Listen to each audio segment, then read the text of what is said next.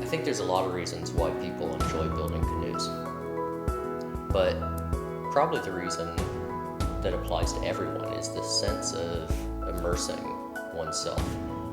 There's, of course, the great satisfaction that we get from creating something with our own hands, but when you have an interest like wilderness travel or, recreational paddling, and then you immerse yourself to include building your own craft that's then going to carry you to those places, there's really something special about that.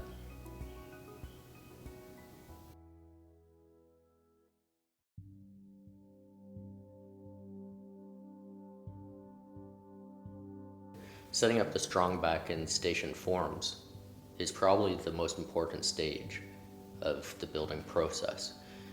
It's the accuracy and detail that you put in right now that are going to ensure that when you're finished, the canoe is as close to the original design as possible.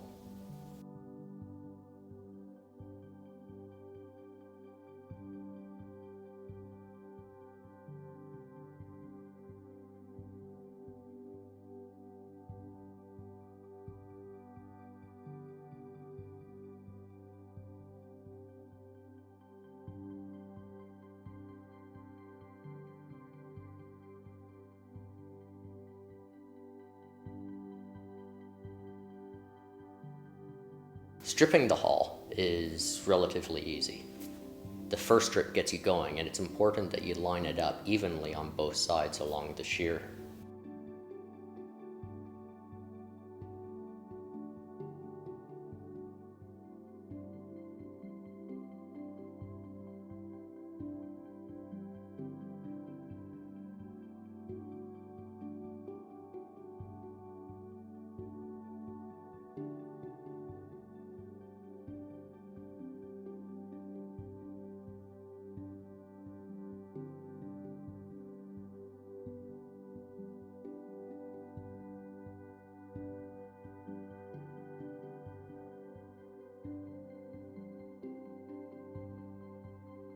Stripping a canoe isn't difficult at all. All you need to do is just add a little bit of glue to the cove side of the cedar strip and glue them in place. You can use staples or cleats and clamps or masking tape or a combination to hold the strips in place on the station forms.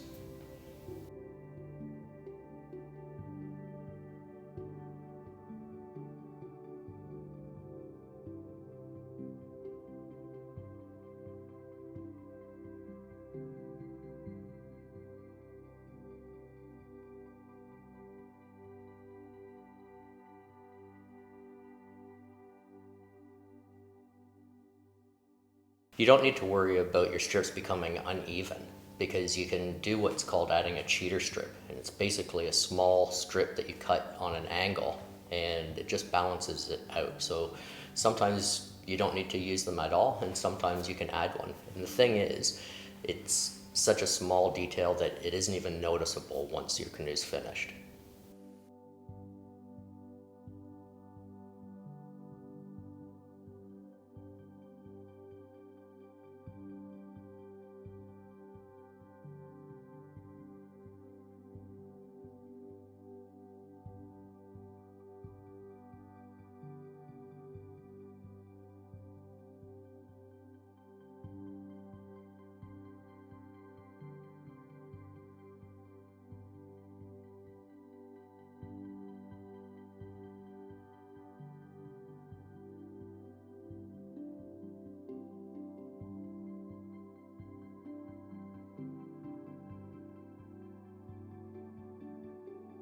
Once you have all the strips done, you can remove any staples that you've used and begin to fill any gaps. You can use either a wood filler or you can use thickened epoxy.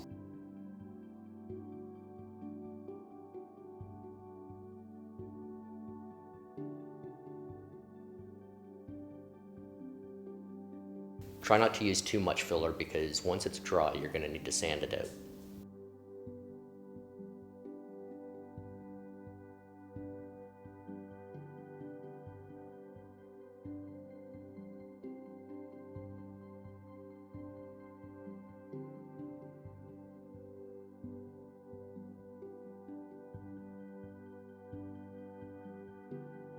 Fairing the hull is a process of using a variety of tools to basically take off any rough edges of the hull. So you'll use a plane or possibly a rasp and other sanding tools to do this.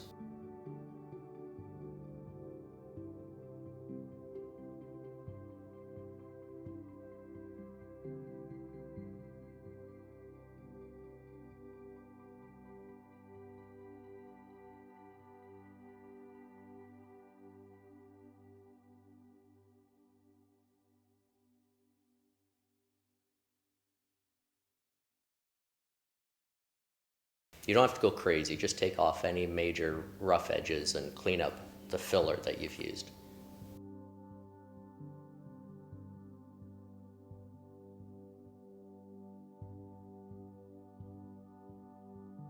Once you've finished fairing, it's time to sand the hull. And basically you use an orbital sander with a variety of different grits of sandpaper and just smooth it out.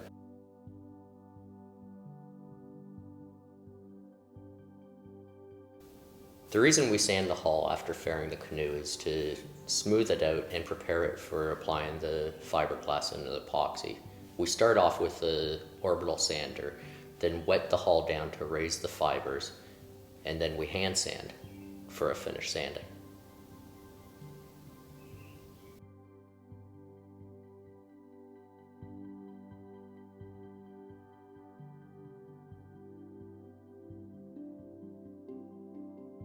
Nobody likes sanding, but it's actually a nice time because you get to get a good sense of how your boat feels and the shape really starts to come out. The rough edges disappear, and it's the time right before we do the epoxy where we can see and appreciate what we've created.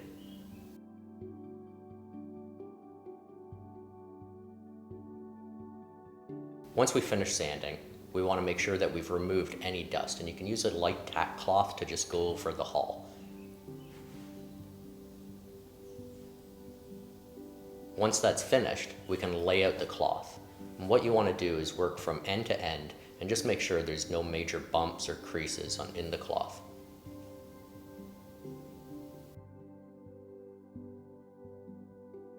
Once we've cleaned up the hull, we're going to just lay out the cloth from end to end. We're just going to roll it out so it's nice and smooth.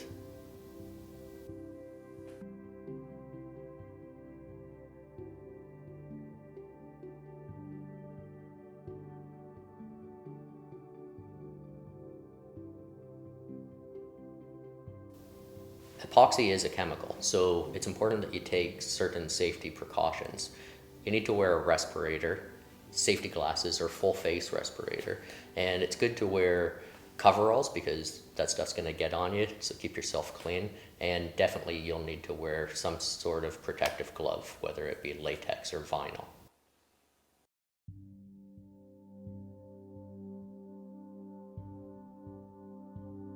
To apply the epoxy, you're going to need a few tools. A good stiff brush is very important. A squeegee and a roller are also going to be important as you go.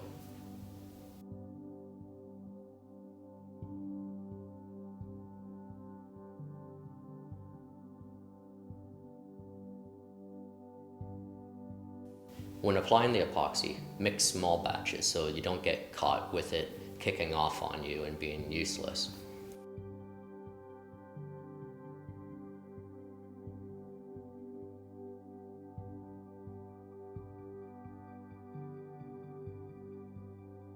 Simply just start at the top of the hull or in the center and work your way down.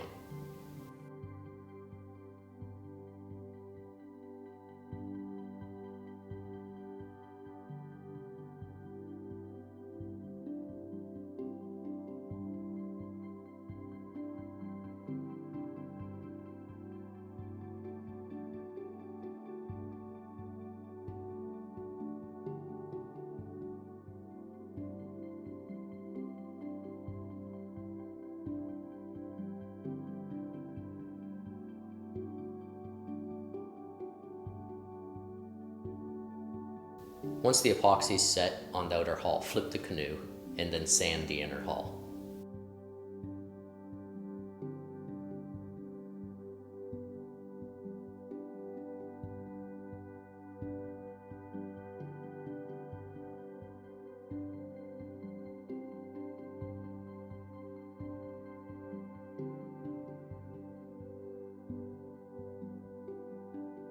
This is pretty self-explanatory, and the process is basically the same as you've done on the outer hull.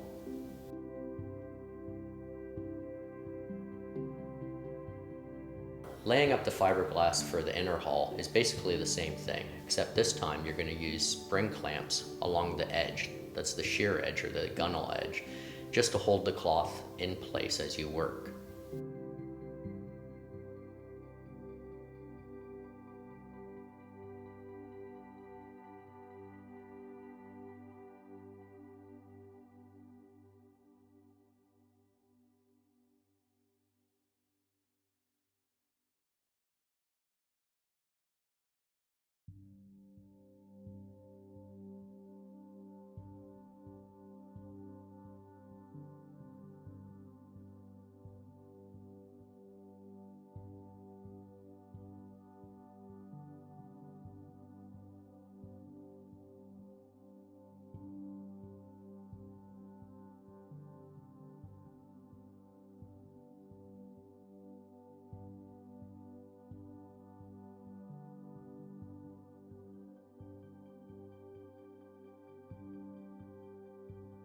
Applying the epoxy to the inner hull is just as simple as it was for the outer hull.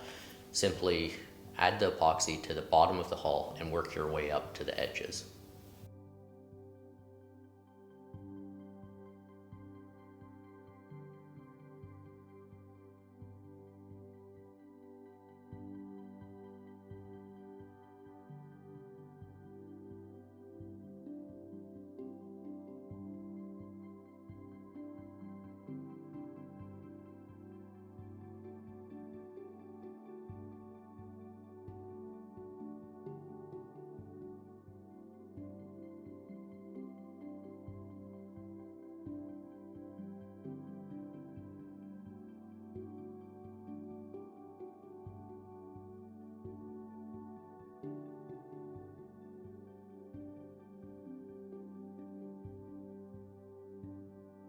Now that you've finished with the fiberglass and epoxy, it's time to trim out your boat with decks and gunnels.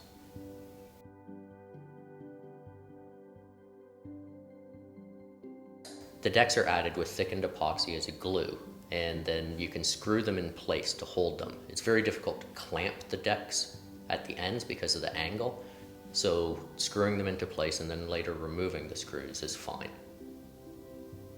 Don't worry, your screw holes will be covered up with your outwalls.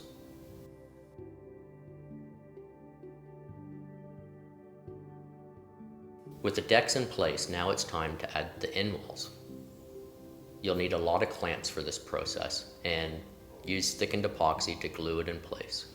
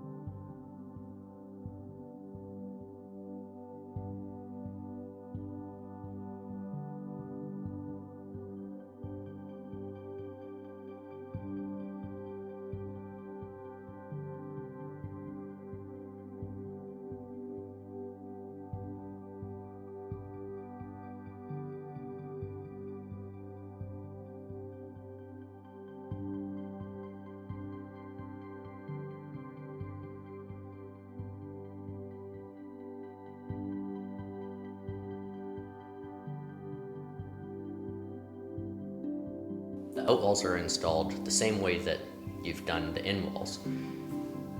Simply use thickened epoxy and clamp them into place. Some screws here and there will help hold it, especially near the decks.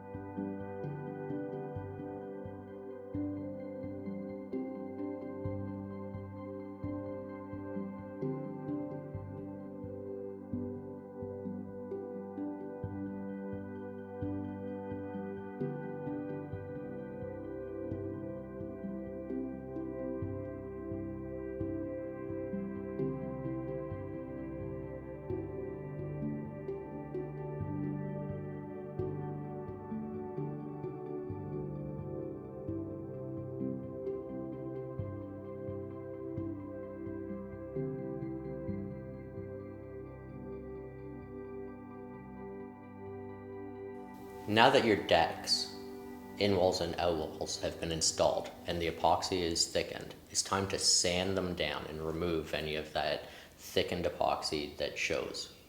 Just be careful you don't gouge any of the wood as you're sanding with the orbital.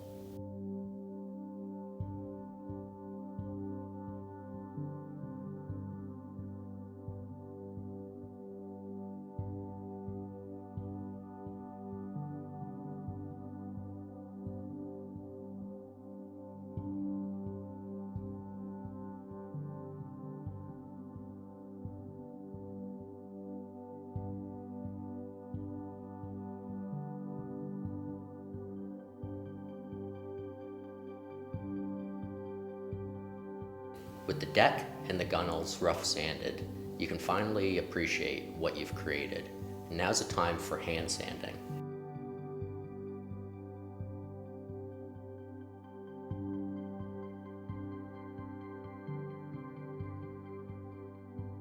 Hand sanding is a labor of love, but put a little bit of effort into it and take out any of the scratches that might be in the hardwood of your decks and your gunnels before you apply your varnish. Now's the time that you're going to want to mark where your seats are going to be placed. Simply lay a seat on your gunnels and mark with a pencil, and then drill the holes into the gunnels so that the seats can be assembled later. It's important that you do this before varnishing so you can get a little bit of that varnish down into your drill holes.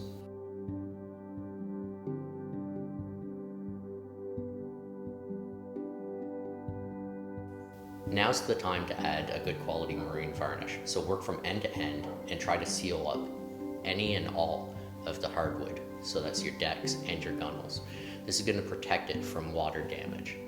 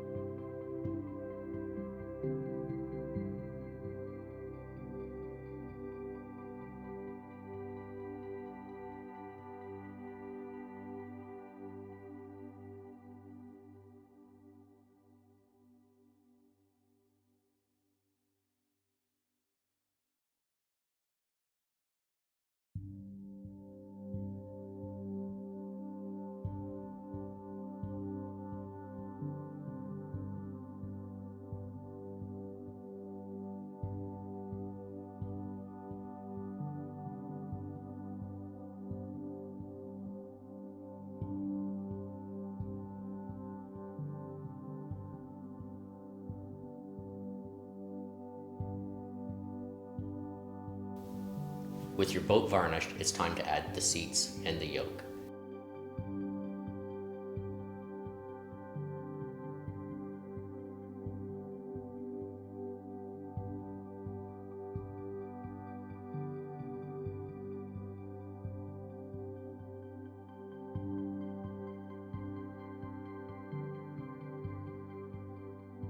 You can use brass carriage bolts, cleats, or other methods to attach your seats and your yoke. I'm using brass carriage bolts.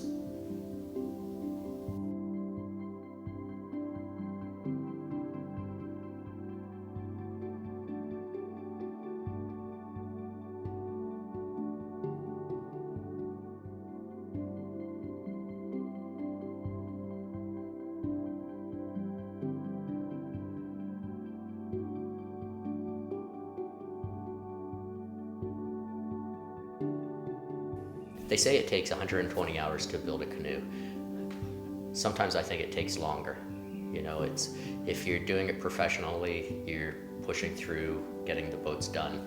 And if it's a hobby, you tend to slip away from it and then come back to it. I think that most people begin with good intentions, and then, you know, spring comes along and they start to rush to get it done in time to get out on the water in the summer.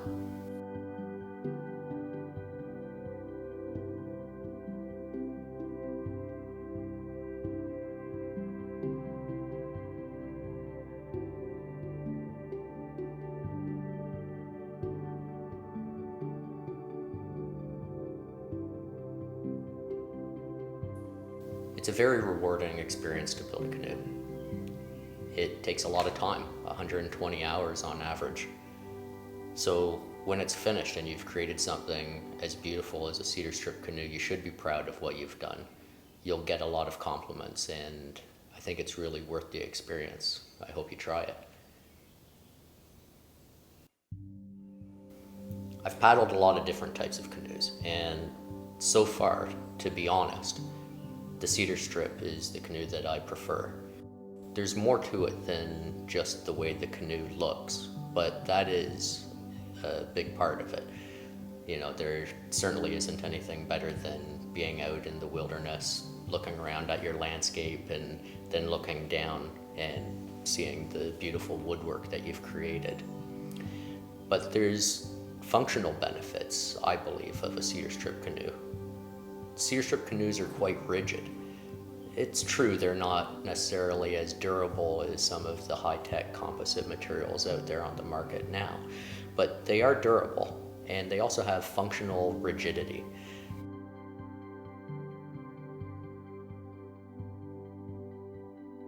This functional rigidity, what it is it's a stiffness within the hull. And when you're paddling, some new composite materials actually have a flex, and so you can imagine the waves, they have this type of effect on the hull, okay? And for lack of better words, I'll say they create a turbulence and a bit of a drag, whereas a Cedarstrip canoe is very rigid, and once you get going to a good pace, it maintains that form through the water and just continues to cut through. I remember a few years ago, I had a Cedarstrip Prospector. It was a Prospector 16, and also two other composite Prospectors, also 16 foot. There were three of us, or three groups, in the water at the same time, and it seemed like my canoe, the Cedarstripper, would always outpace the composites. I don't think that I'm superior paddler by any means. I don't definitely think that I'm fitter than, some of the young people that were out with me on that day.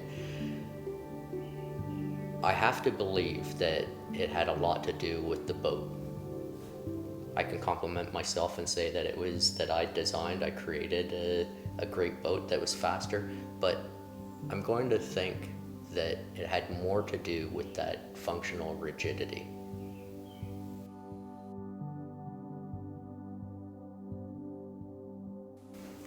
How heavy are Cedarstrip canoes? Well, that's a good question, because depending on where you're going, if you're going wilderness tripping, and if there are going to be a lot of long portages, then maybe a Cedarstrip canoe isn't for you. As I get older every day, every year, the canoe seems to weigh more and more. A Cedarstrip canoe is going to weigh approximately 60 to 80 pounds. So if you have 1,000-meter portages, that's going to weigh on your shoulders and back by the end of the day. If you're going out somewhere where there's a lot of lakes, or can plan a trip where you have shorter portages, then a Cedarstrip canoe is really a joy to take out.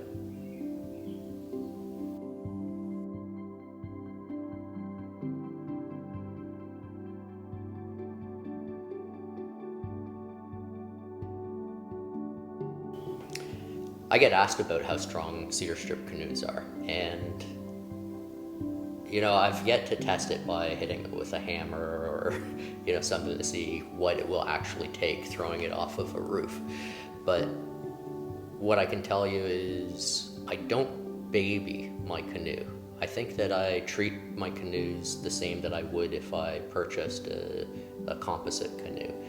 I look out for brush under the water or rocks. I don't slam it down in the parking lot. I care for it normally. That said, I can tell you that I take Cedarstrip canoes out into wilderness areas on canoe trips, and I do hit rocks. I do hit submerged logs or branches, and they scratch up, but I haven't yet punctured my canoe or broken it. So durability, I would say that they're as durable as another fiberglass canoe.